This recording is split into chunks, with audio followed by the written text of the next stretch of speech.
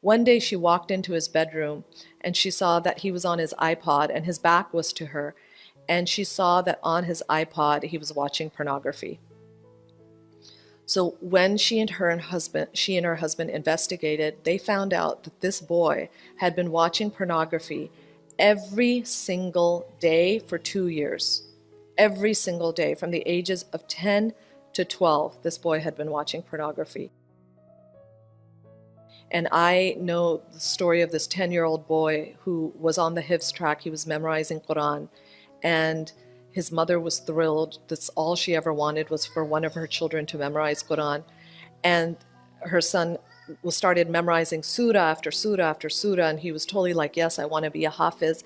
The Hifz school, the program that he was a part of, all of the Hifz students were given iPods to help them memorize Quran. So he used the iPod all the time, while walking outside, while in the car, while in his bedroom, or around the house, memorizing his surahs, and the mom was thrilled.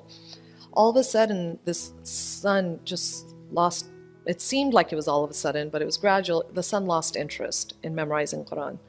And he just told his mom, I can't do it anymore. I don't want to memorize Quran. And the mom was heartbroken. She was like, what happened? She felt like maybe he got nazared or ained, the evil eye. And so, but she told him, okay, just keep working at it.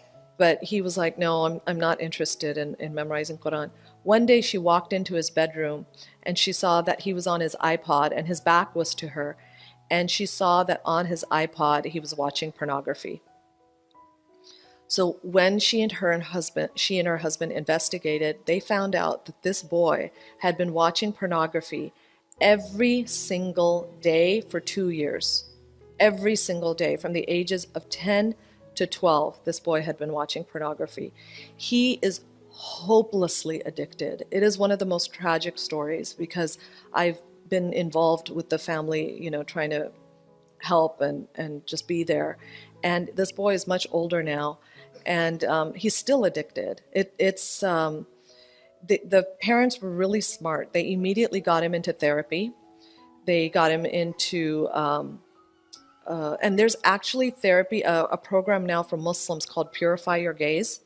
So if there's anyone struggling with it, Purify Your Gaze is a program. And when she first approached them when he was 12 years old, they said, no, we only work with adults. And inshallah, your son will be fine, whatever. And so years went by, he's not fine. And all sorts of problems come about from it. This boy has been suicidal, because there's so many times he's tried to quit pornography and he has not been able to, and he keeps going back to it.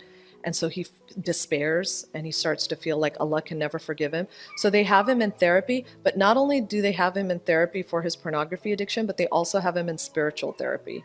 They have him in therapy with a sheikh who's there to help him and remind him of Allah's mercy, remind him why he can't despair, remind him that Allah subhanahu wa ta'ala is using this addiction just to break you. Allah is showing you that He's the master and you're the slave, and you have to just turn to Allah completely. Just helping him that way. But the thing about pornography addiction, which people don't realize, is studies show first and foremost that most addiction happens between ages of 10 and 12. The other thing is, they've actually done brain scans, actual brain scans on children who are addicted to pornography, and they have found that the hard wiring of the brain, the actual shape of the brain, changes. It actually changes. There's a physical effect of pornography addiction. And they said that the high that people get from watching pornography is the same high that people get from using cocaine and heroin. So it's like being addicted to cocaine and heroin. So his parents are treating it like an addiction now, that they don't judge their son anymore. And recently the mom told me that after years of trying to deal with this, and they have a very open relationship with their son. The son will come to them and say, Mom, Dad, it's been a month, I haven't watched pornography. And they'll be like, wonderful, alhamdulillah. Then he'll come and say, it's been 2 months, I haven't watched any pornography. And they'll be really happy for him. And then he'll come and say, I watched pornography, I couldn't help it, I'm sorry. And he'll cry and they'll hug him. And, so this is their life right now. And the mom told me recently, after years of dealing with this, her husband is this big, strong person, doesn't show much emotion. She said the other day he just hugged her son and just broke down sobbing, just cried and cried and cried, and told their son, I'm so sorry. I'm so sorry that this happened to you. And she said, that it happened, with Allah's will, but she said the lesson they took from it is, she said, we broke the number one rule, which is that you don't have internet in your bedrooms. She said the fact that our son had an internet device in his bedroom was our biggest mistake. The three things about pornography, it's the AAA engine. It's affordability. Pornography is cheap, is free, and if it's not free, it's very cheap. Accessibility, you can access it anywhere. In the old days, you used to have to go to a video store. Now I could be watching it on my phone in front of you at the dining table and you would have no idea.